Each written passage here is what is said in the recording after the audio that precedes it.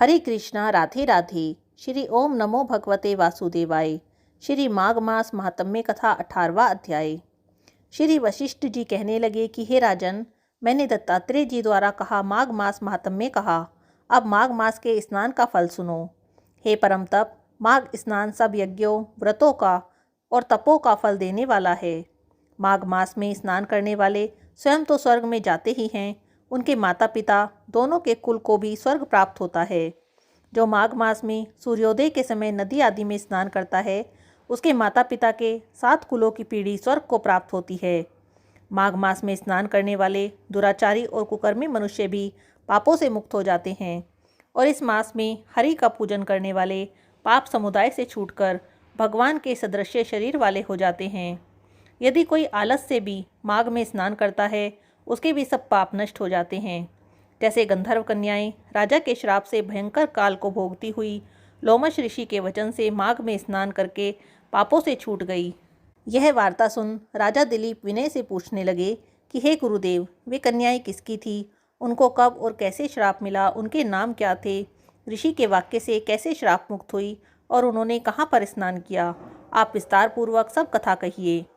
वशिष्ठ जी कहने लगे, हे राजन, जैसे अरणि से स्वयं अग्नि उत्पन्न होती है, वैसे ही यह कथा धर्म और संतान उत्पन्न करती है। हे राजन, सुख संगीत नामक गंधर्व की कन्या का नाम विमोहिनी था। सुशीला और स्वरवेदी की सुंबरा, चंद्रकांत की सुतारा तथा सुप्रभा की कन्या चंद्रका, ये 5 सब समान आयु वाली तथा चंद्रमा के समान कांति वाली और सुंदर थी।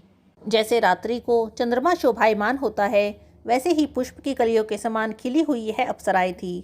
ऊंचे पयोधर वाली पद्मिनी वैशाख मास की कामिनी यौवन दिखाती हुई, नवीन पत्तों वाली लता के सदृश गोरे रंग, सोने के सदृश चमकती हुई और सोने के अलंकारों से सुशोभित, सुंदर वस्त्र धारण किए हुए, अनेक प्रकार के गाने और वीणा अथवा बांसुरी तथा दूसरे बाजे बजाने में परवीन और ताल, स्वर और नृत्य कला में निपुण थी।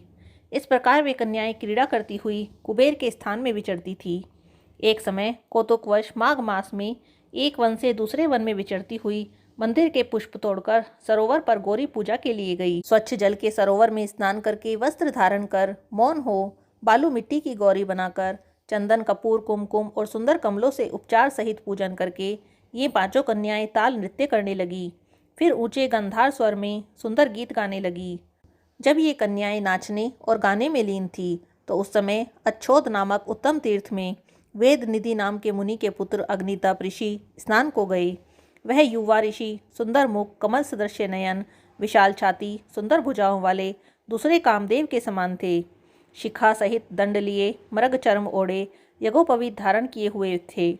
उनको देखकर 5 कन्याएं मुग्ध हो गई और उनका रूप व यौवन देखकर कामदेव से पीड़ित हो देखो देखो ऐसा कहती हुई उस ब्राह्मण के चित्त में कामदेव का डर उत्पन्न करने लगी और आपस में विचार करने लगी कि यह कौन है। गति रहित होने से कामदेव नहीं और एक होने से अश्विनी कुमार नहीं, यह कोई गंधर्व या किन्नर या काम रूप धारण कर कोई सिद्ध या किसी ऋषि के श्रेष्ठ पुत्र या कोई मनुष्य हैं। कोई भी हो, ब्रह्मा जी ने इसको हमारे लिए ही बनाया है। जैसे पूर्व कर्म के प्रभाव से संपत्ति प्राप्त होती है, वैसे ही गौरी जी ने हम कुमारियों के लिए श्रेष्ठ वर दिया है, और आपस में यह तुम्हारा वर है या मेरा अथवा सबका, ऐसा कहने लगी। जिस समय उस ऋषि पुत्र ने अपनी मध्याह्न की क्रिया करके ऐसे वचन सुने, तो वह सोचने लगा कि यह तो बहुत बड़ी समस्या उत्पन्न हो गई। ब्रह्मा, विष्णु, महेश आदि देवता और बड़े योगीश्वर भी स्त्रियों के भ्रम जाल में मोहित हो गए हैं। इनके तीक्ष्ण बाणों से किसका मन रूपी हिरण घायल नहीं हो सकता। जब तक नीति और बुद्धि रहती है, तब तक पाप से भय रहता है। जब तक की गंभीरता रहती है, यम विधि का पालन होता है, तब तक मनुष्य स्त्रियों के काम रूपी बाणों से बींधा नहीं जाता। ये मुझे उन्मत्त और मुग्ध कर रही हैं। किन गुणों से धर्म की रक्षा हो सकती है? स्त्रियों के मांस, रक्त, मलमूत्र से बने घृणित और अशुद्ध शरीर में कामी लोग ही सुंदरता की कल्पना करके रमण कर सकते हैं। शुद्ध बुद्धि वाले महात्माओं ने स्त्रियों के पास रहना कष्टकारक कहा है। सो जब तक यह पास आ जाएं, घर चले जाना चाहिए। अतः जब तक वह उसके पास गई, वह योग बल के द्वारा अंतर्ध्यान हो गए।